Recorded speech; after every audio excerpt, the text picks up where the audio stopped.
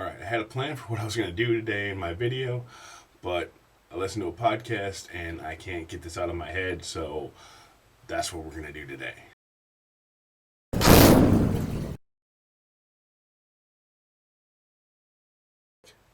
First up, I want to thank you guys. Other than Mark Shepard and Sean Beveridge, I am the most frequently mentioned person on your podcast for the last 10 episodes. I know that's only because I keep coming up with great topics for geek fights when you ask for them, but still, thank you. I think that coming up with a third of the geek fight topics for that time frame gives me a little leeway to say something, especially when you're using one of mine. Plus, I've been talking about your podcast since way back when it still had that papyrus font logo. Not sure you heard of it. It's called Late to the Party.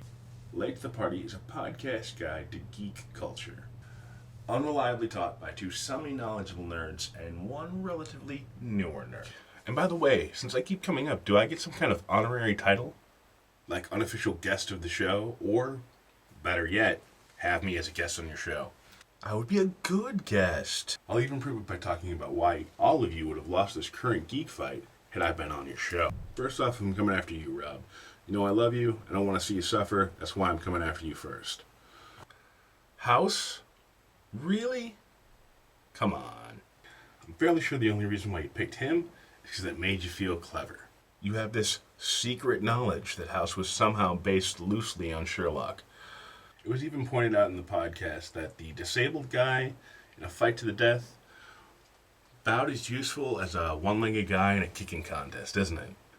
Now I'm just going to go in order of arguments. So up next was Bernadette with RDJ's movie version of Mr. Holmes.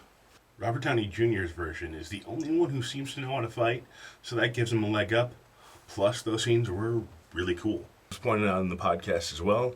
When put in a modern setting, the electric lights and other modern conveniences would prove too distracting for him to be very effective in battle. He may be a modern telling of the tale, but he's the old-fashioned model. Now, on to Joe with the Benedict Cumberbatch version of Sherlock. I will give you this. Of the choices made on the podcast, this is the man to beat. The BBC did it right, as they should. I mean, he's smart, he's pretty, he's a proven killer, but he can be beat. And Johnny Lee Miller's version of Mr. Holmes is the one who can get it done. He's just as smart, he's just as much of a killer, but I think he's prettier because he has tattoos and isn't really all that fragile. In the really real world, if Benedict Cumberbatch took a punch, he wouldn't be all that pretty anymore. Before I get into it, let's take a step back. I'm going to address the sub-battle of the Watsons that was brought up on the podcast. If it really comes down to who stops being polite first, as was said on the podcast, Lucy Liu's doctor, Joan Watson, would definitely win. Because she's not British. She's a New Yorker. Joan also doesn't have that need to please everybody thing that James Wilson has. She may be the one that smooths out Sherlock's rough edges, enough for people to deal with him, but she's not a subservient character. She's also been specifically trained to fight on the advice of her Sherlock, and has gotten quite good. Then you have to take into account the fact that I don't think any of the other Watsons have it in them to hit a woman. Plus, she's prettier too. Yes, Bernadette, Lucy Liu is prettier than Jude Law, and you're just going to have to deal with that. And a correction to you, Joe. Joan Watson is a doctor. One who lost a patient and chose to become a sober companion rather than deal with the possibility of that happening again so soon after. Now, on to the chess match of the Sherlocks. It's my opinion that the Johnny Lee Miller version could win the chess match, honestly, but he also knows he's battling to the death, so he's not going to leave anything up to chance.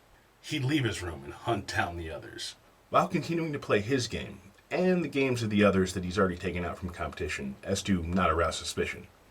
Because as demonstrated in the show, that's the kind of tattooed badass that he is. He is the gritty reboot version of the franchise, and it's fantastic. My only guess as to the reason none of you chose Miller's version is because none of you knew him. Because if you had, the winner would of course be Elementary.